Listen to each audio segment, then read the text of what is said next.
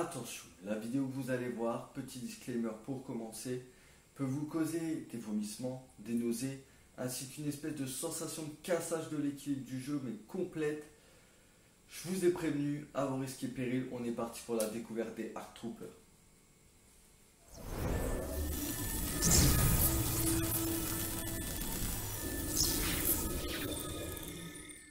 Ah, enfin les soldats Arc, on en a tellement rêvé. Oui, fais pas genre derrière ton écran, tu rêves de Fig Légion, on le sait tous.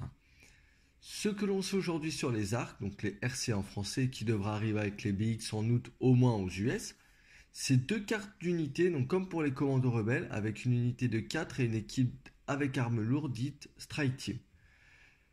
L'équipe de 4 pour 72 points ainsi que la Strike Team pour 21 points.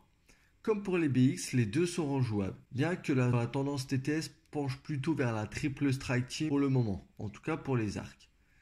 Ici, franchement, on a des gars sûrs. 1 PV, 2 de morale, ça défend en rouge sans adrénaline. Mais pas besoin, leur armée est blindée de phase 2. Le mot-clé insensible qui leur permettra de jeter autant de dés de défense supplémentaires que la valeur de perforant de la réserve d'attaque.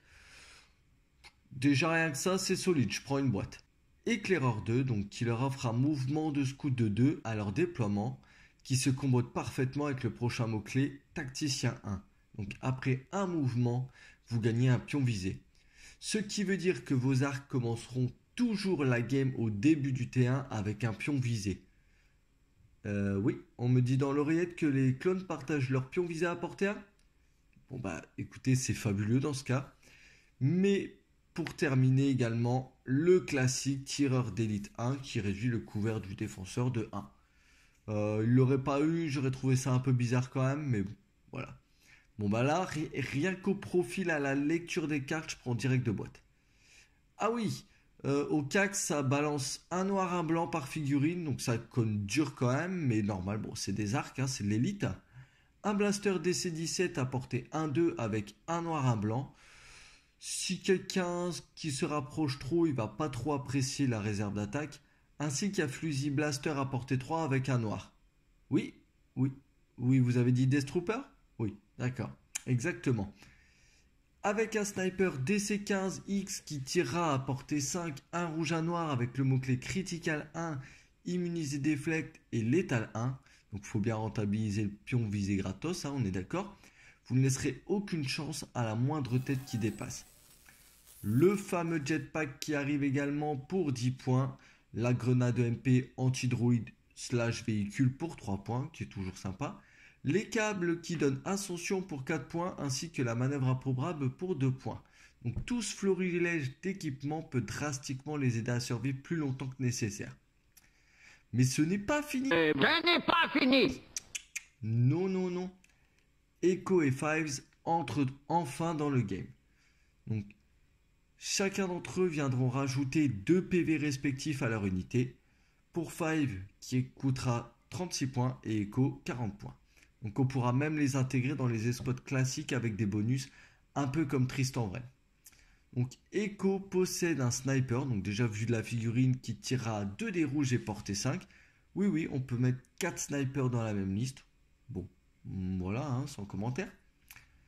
Avec le mot-clé fiable 1, qui génère encore un pion adrénaline au début du tour, ainsi que rajouter le mot-clé critical 1, létal 1 et immune d'effect au pool d'attaque. Donc ça, vous mettez ça sur des phases 2. Vous avez fiable 2, critical 1, létal 1, immune deflect, donc si vous balancez une sauce pas possible sur un Jedi, bah voilà, immunisé. Et en prime, monsieur meurt forcément dernier. Donc rien que ça, c'est énorme. Bon, je comprends bien, c'est 40 points, mais pour moi, honnêtement, il les vaut largement.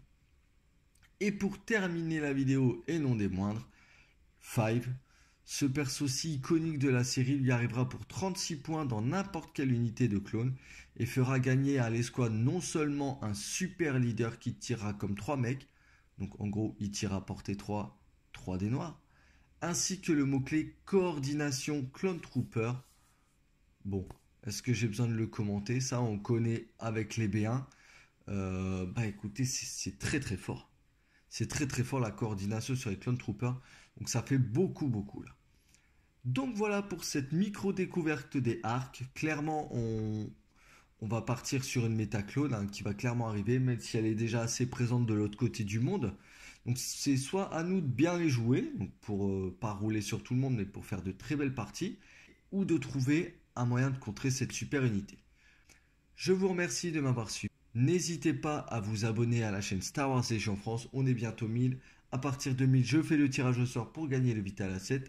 Je vous dis à très vite. Peace.